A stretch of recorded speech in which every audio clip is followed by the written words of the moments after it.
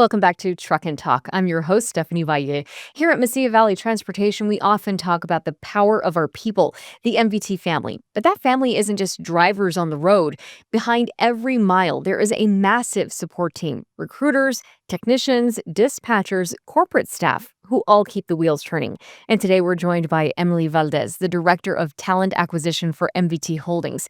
She oversees recruiting across our entire portfolio, from trucking logistics to biofuels, warehousing, and even golf courses. Emily's here to share how MVT builds and supports the diverse workforce that powers every part of the MVT family. Thank you for being here. Thank you, of course. Well, before we dive into the main conversation, we want to take a quick detour for our Fuel for Thought segment, where we touch on what's moving the industry right now and get our guests' perspective. So, first, AI has been making headlines everywhere, including in recruiting. So, do you see tools like AI and automation as a real advantage for hiring in transportation and logistics, or are there risks that we still need to look out for? They can be an advantage, but I think there really should be human oversight to their use, and you have to be really careful in how you apply them. Okay, so we've also seen a lot of discussion about workforce shortages, not just drivers, but technicians and support staff. So, how is that challenge shaping strategies for companies like MVT that need to fill such a wide variety of roles? You really have to be more compelling as an employer, and you have to drive interest, engagement in your process, and really make yourself the employer of choice. Okay, so can you give us an example of how you would do that? So, what you would do is create a process that encourages candidates to come to you, and then you would actually make your process streamlined so that it doesn't take too long for candidates to make it through. Okay, so Emily, let's start big. How do you bring MVT's family feel into recruiting for roles that maybe aren't behind the wheel, like corporate and support staff? So the first thing I do is when I look for people on my team, one of the first priorities I do in hiring my own team is looking for people who are warm, who are, of course, people, who build connections on the calls. And that's going to be the first thing to do very quickly. Okay, so also, can you just tell us maybe your approach in that? They need to call the candidates quickly. They can't sit on candidates, let them wait, right? Pick up the phone and call them. Sending emails and waiting for a response, that's kind of old school thinking. Call the candidate, get them on the line, build that connection right away, because an email doesn't build a family. Yeah, it's always about that person to person connection, right? Exactly. Okay. MVT Holdings spans everything from trucking to biofuels to, like we said, golf courses. What is the hardest part of creating one unified recruiting approach for such a diverse family of companies? You can't always have a unified approach. I think you do have to have some discernment in things that you do, but you have to have a staff that actually can make the call and make the difference. They have to support different hiring managers with different needs, and they have to be able to explain that if you have a candidate that maybe you're considering for a couple of different positions, you may have a slightly different approach and you may have a slightly different process. And to be able to build the trust for the candidate to be able to say, like, look, here's what the situation is, here's what's happening. Let me talk to you about that. And if you've built that connection early and quickly, you can have that conversation. So I'm curious just about when you said you can't always have a unified approach. How do you tailor it to, say, someone who is or looking at working for the golf course? So, for example, yes, the golf course, that might be a much quicker application, right? So if you're hiring for a landscaper, they're not going to necessarily need a very long list of skills. Maybe they will need, somebody who has driven a mower, has had some construction knowledge, some construction experience as well. Maybe it's an irrigation tech, but that also has a larger pool of candidates, so it's going to fill a little bit more quickly. So that process is going to be quicker. But then maybe you have some candidates who you've already been talking to, but you fill that position quickly. Maybe you're looking at those candidates for other positions, maybe at the other golf course, or maybe in El Paso, maybe they have some flexibility. So then that process is going to be a little bit longer. You're still talking to them. Mm. You've built connections early. You're still talking to them. You have a longer process for them. That's where it's different. So when you're looking ahead 3 to 5 years, what is the biggest challenge or opportunity that you see for talent acquisition outside of drivers? So I think skill sets are gonna change. I think interest is gonna change too. Uh, People are looking for different things also. Uh, when you think of the hierarchy of needs of people, I think that's changing in what people are wanting. Their balance, their work-life balance, and how they feel like that's being met is different now than it was a long time ago, and even in 3 to 5 years, it's gonna be different for them as well. We need to be able to adjust and drive interest to, "Hey, we are seeing what you're wanting, and this is how we can meet those needs, or this Mhm. is how we can adjust to that." We were talking earlier about AI. Um, when you're talking about talent recruitment and AI in 3 to 5 years, how do you even begin to approach that? I think in 3 to 5 years, AI is gonna look much different than it looks now, and so we have to be mindful now of how we approach it and actually teach it the right things now so that in 3 to 5 years, we're not still teaching it or reteaching it things that it has learned poorly, Mhm. right? And so I think we have to adjust our thinking now to say there's a lot of people that are easily dependent on AI. Like we hear it all the time, right? I threw it in ChatGPT and it did all the work for me. Well, like time out, right? Like you can't just let it do all the work and then just spit it out and just walk away. Like you have to look at it and say, okay, well, hold on. Like maybe this piece wasn't exactly right. And this piece, it can't be just good enough because in 3 to 5 years, that good enough is not even going to be close to what you're needing anymore. Mm. And things change. I have to relook at my job descriptions and my job postings all the time, sometimes weekly, sometimes monthly. I think AI, it doesn't learn as quickly as even we do as people. We Mm. always have to adjust our thinking. How does your team collaborate with leaders across MVT, MVT Solutions, and other sister companies to forecast staff hiring needs? Oh, we talk to them often. And actually, I encourage my recruiters to call their hiring managers daily, multiple times a week, even if they don't have openings, like, call them up, right? Hey, golf course, head professional, right? I haven't hired any landscapers for you for a while. Like, how are you doing? Are you still looking for people, or like, how's that going for you? Um, oh, you're gonna be looking for somebody in 2 weeks? Well, we have a job fair coming up. Are you gonna come meet me over there and maybe meet some students? I encourage them to talk to them often and to continue building those relationships. And if they have a new position, they call them, they build the relationship there early. They are always talking to them. We talk to them as leaders. We actually have a very small team. There's all in 7 of us total. And even though we're hiring for all of these companies and all of these positions, we're small but mighty, and we have to continue to be relevant. We invite ourselves. Oh, you have a customer appreciation event? When is that? Oh, okay, we'll be there. Do you want me to put on some rubber gloves and help you serve potato salad? I'll do that. Like we invite ourselves. We're there. Oh, I always need help, so I'm gonna keep that in mind. Oh, I'm gonna tell you all the things I need help with. send it to me. Add it to my calendar. Trust me. You can ask RVV. I was at their last summer barbecue and I literally put on gloves. They were like, "What are you doing here?" And I was like, "I'm serving potato salad. What does it look like I'm doing?" Speaking from experience, I see. Yes. So, what makes recruiting in the El Paso Las Cruces cross border community unique compared to other markets? One thing, so I was born in Las Cruces and actually lived there most of my childhood, moved away, moved back. We have a strong, strong connective community here in Las Cruces in El Paso. Um, I think that we prioritize those connections, whether they're family connections, whether they're friends, whether they're social connections. We are very, very, very connective. We love referrals. We love our families. We love our friends. And I think we spend so much time in our professional environment. We make most of our friends professionally, even if you're not related to them.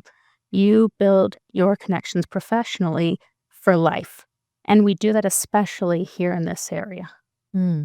So, the driver shortage dominates industry news. So, how does that challenge trickle down to your recruiting strategies for driver support roles? So we're talking to their families, we're talking to their spouses, We're talking to the people that ask questions about that too. It comes up. Um, we do have to understand pieces of that as well. I mean, because we do hire dispatchers, and then we hire people who honestly don't know much about that, but they have some concerns. And so, like, well, maybe I don't know anything about dispatching, but I'm sick of working at, McDonald's. I want to try something new. And yeah, like, yeah, that's a little bit scary, but like, tell me what I need to know about dispatching so I can maybe try something. And we have to be able to answer questions about what that means. It can be a little challenging, us not being drivers, us not being actual, dispatchers. Part of our training experience is we do have all of our recruiters go through MVT's driver training. Now, not the training on how to be a driver. You don't have your commercial driver's license? No, no, no. No, no. Those trucks are amazing. But that is I am not gonna be an expert on that at all. Um, but my recruiters do go through that training, so that the training that is our policies, our safety policies, what the DOT regulations are and things like that, so that they can better understand what's happening in the news and why those shortages are happening. And so then they can talk to our candidates, and that's kind of what that means, and that is how we are supporting that. Mm.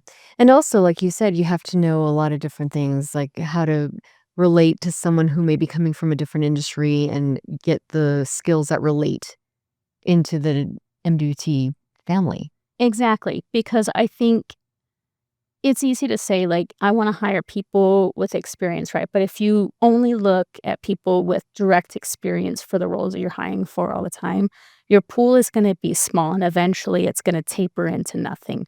And so you do have to open that net and spread it wide for people that maybe have valuable skills that maybe are not exactly in that same pool, and skills, knowledge, eagerness, and bring them in. And you have to have a way to make yourself relevant to them, and that's by giving them that knowledge.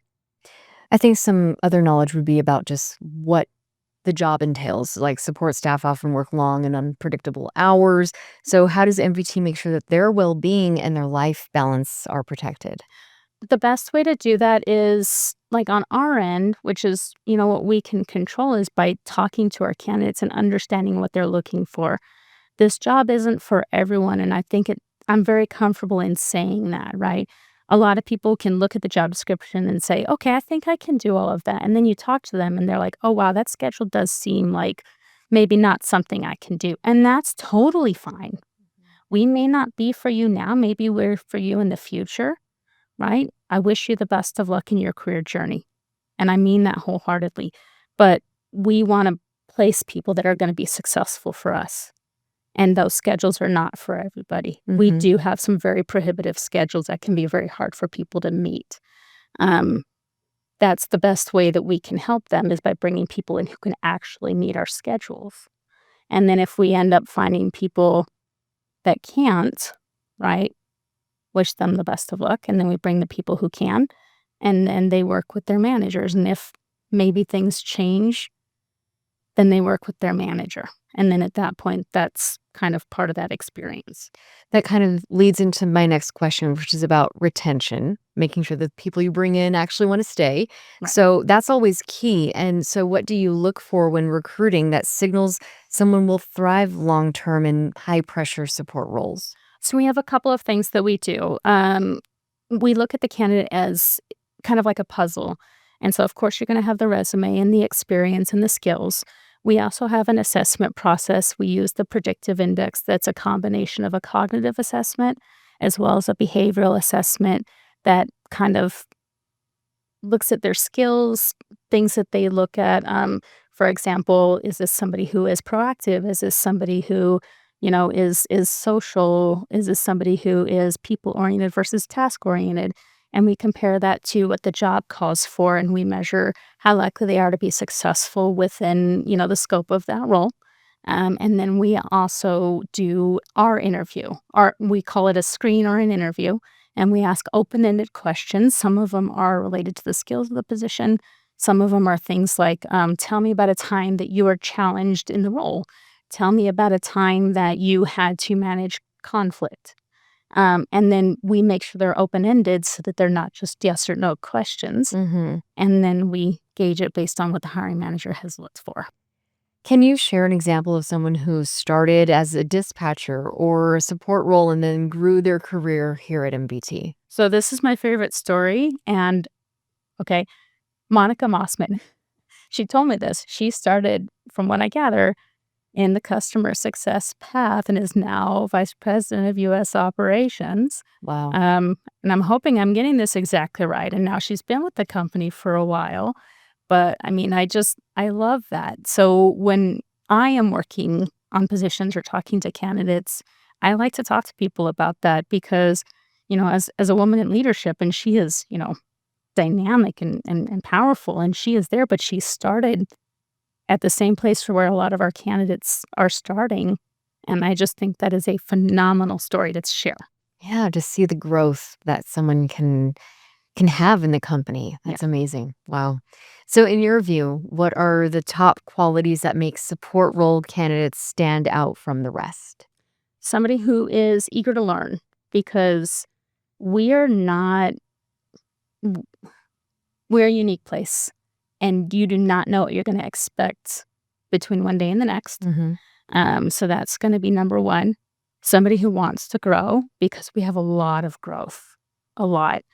Um, and then somebody who thrives in challenge, in creative solutioning, and just in not being bored.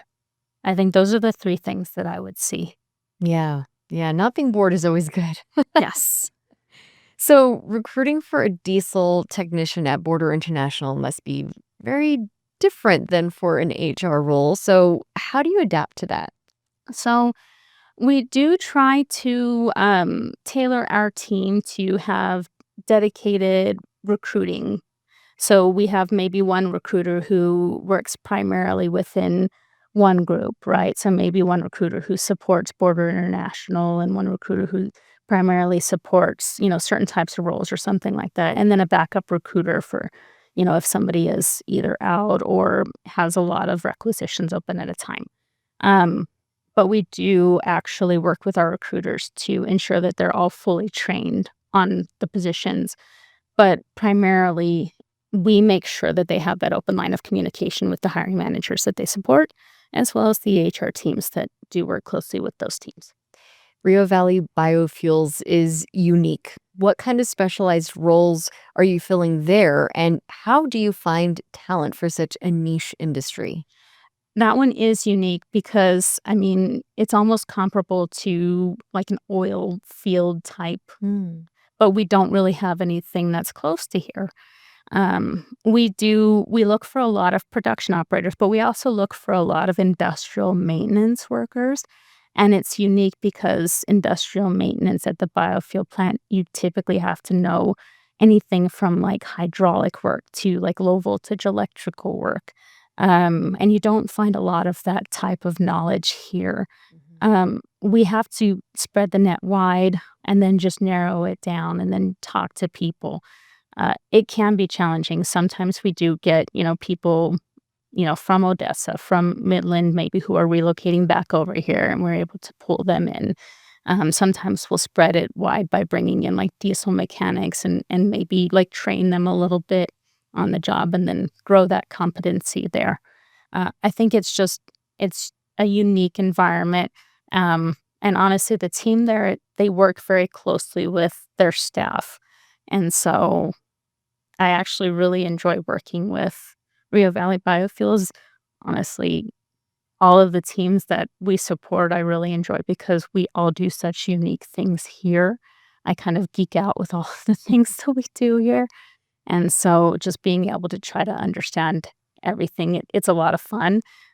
But I mean, looking at the industrial maintenance tech, the production operators, even the lab technicians, the things that they're doing there are unique. And it is challenging, but just bringing people in and having that team there who is very, very, very knowledgeable working so closely with them has been a big help for them.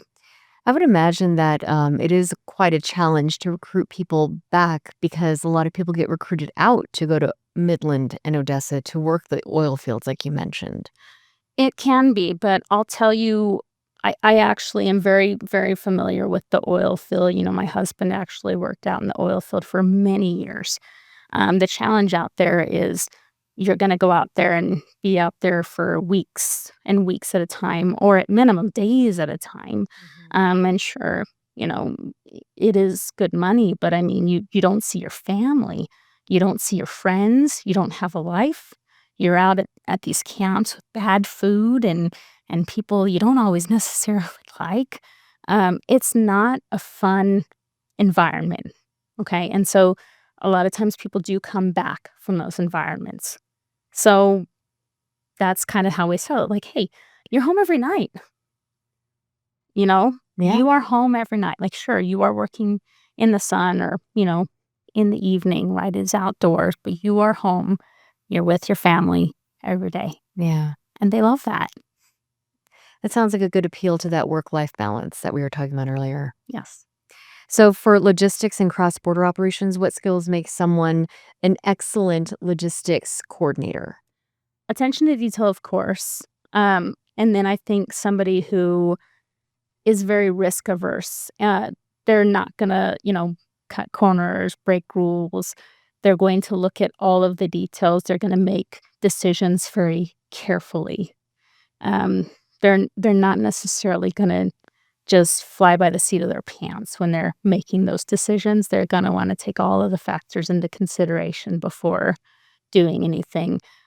Which in some cases you're gonna say, wow, they're gonna take a long time to make decisions. But honestly, it's a good thing in that kind of role, and that's where we talk about looking at that predictive index, looking at those assessments and those behaviors. This is where it's important because we wanna make sure that we're making the right decision on our side Mhm. to put the right placement there. So do you see employees moving between companies inside MVT Holdings, and how do you encourage that mobility? So it does happen. We have to be very careful because we don't wanna create a situation where we're borrowing from Peter to pay Paul, right? Like, Right. where, we are creating this environment where people are jumping one from ship to jump onto another ship. We wanna do things the right way and for the right reason. We're all one family, and we all wanna be successful together. So, yes, we do have the different companies and we do have a lot of different positions. I think there is opportunity between them. Uh, we have we have the website up, and so employees can see the website and they can go to the positions and see the open positions. Um, what'll happen is we do run it by leadership to make sure that everybody is on the same page and that our employees can have all of that visibility. Mhm. So what programs or training investments does MVT offer staff once they've been hired to keep them sharp and growing? We have something called skill sets, and it actually has a very wide variety of training available in there. It's actually really cool. I mean, it's got anything from certification preps to, just a lot of it's got a very wide, very long list of trainings in there. I go in there periodically to just check in there and see what's in there. Also, we do our managers do work closely with all of our employees, and then in a lot of other like border national border tire, they do also relevant trainings that are related to the technical competencies for the roles that they have within their companies. So the industry is buzzing about AI and automation. So how is MVT using technology to make hiring smoother while keeping it personal? So we like on our side, we typically only look at AI for very small, like admin related, like tasks. Mhm. I still feel very strongly that the human interaction and human connection is going to be very important, and I prioritize that. The only time I might use something that's AI related, like for example, is maybe to help with, a form template on a message, and then of course looking at it, oh gosh, that doesn't even make any sense. Like Mm. I'd rather write it myself. Mhm. You know, I just really I'm not a big fan of using AI to do all of my work. I think it's very important we hire people for a reason. I think we should prioritize the people. Yeah, the human touch, right? Exactly. Like you were Yes. saying. So, what does the candidate journey look like from applying online to onboarding day? So, yeah, apply online. And then, of course, we have a recruiter that reaches out. And then, depending on the position, there's going to be the assessment, the predictive index assessment, um, and then, the screening interview, and then the in person interview. For a couple of positions, there might be like a Teams interview if the hiring manager is like virtual or something like that. Like if it's a remote position. We have a couple very rare positions like that. And then depending from there, an offer is made and then they start, um, pending background check and drug tests were necessary. So, what misconceptions do candidates have about MVT and how do you help them see the real culture? That all we are is trucks. I mean, don't get me wrong, trucks is a big part of what we are, and it is a huge and important part, but there is so much growth, and there are so many people that keep those wheels turning, and there is so much happening here, and I think it's really important for people to see that, and we wanna be part of that. I mean, I think we go to so many job fairs and so many hiring events. Actually, this is our big month. We have a lot of them coming up, and we talk to people all the time, and so I think telling them, like we have people that stop by our booth, "Oh, no, I don't wanna drive trucks." "Well, hold on. Well, what do you wanna do?" "Well, I actually fix cars." "Well, then come on over 'cause I wanna talk to you about that." Like, we talk to people all the time about all the many, many ways that they can help us keep those wheels turning. So, are there any new HR or talent programs that you're especially proud of? Hmm. Well, I mean, I love the skill sets thing. I mean, I think that's amazing. I've actually been, growing our internship program. We have more of a presence at UTEP. We've been doing some trainings that we're actually going to be starting at the Human Capital Academy. Me and one of my peers will be over there doing some in September and October. So that's gonna be a lot of fun and some mock interview resume preps and some mixtures and things like that. So it's just gonna be a lot of fun. I think having our presence there at the university is really exciting. We've also been growing our internship programs at Western Tech as well. So honestly, I love being part of somebody's beginning of their career journey. That's something that I've always been really, really passionate about. So, what is the most rewarding success story that you've had in recruiting? One that reminds you why you do this work? So it's gonna be probably one of my very first hires, and I won't say how many years ago it was. It's like I'd rather not, 'cause there's a lot. But I remember her because one of the very first things I did as a recruiter is I used to recruit in a call center, and I recruited for call center employees.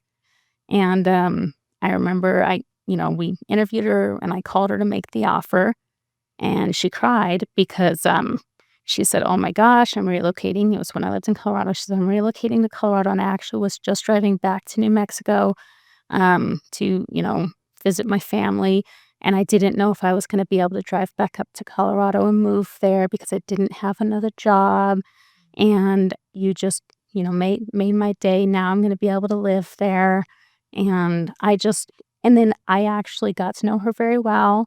She worked at that call center and for that company for, like, over 10 years, Wow. and I got to see her move up. She eventually moved into a leadership position, and I still remember her name. Her name was Laura, and it just seeing her just continue to grow, it was so amazing, and something that I learned, and I still do, I watch people I hire, and I watch how they grow within the role, and I find a lot of joy and fulfillment from doing that, whether it's within the same company or just growing professionally. So, it's a lot of fun for me. That's a really great reminder of why you do what you do. Exactly, yeah, Wonderful. Emily, thank you so much for sharing your experience with us today. of course.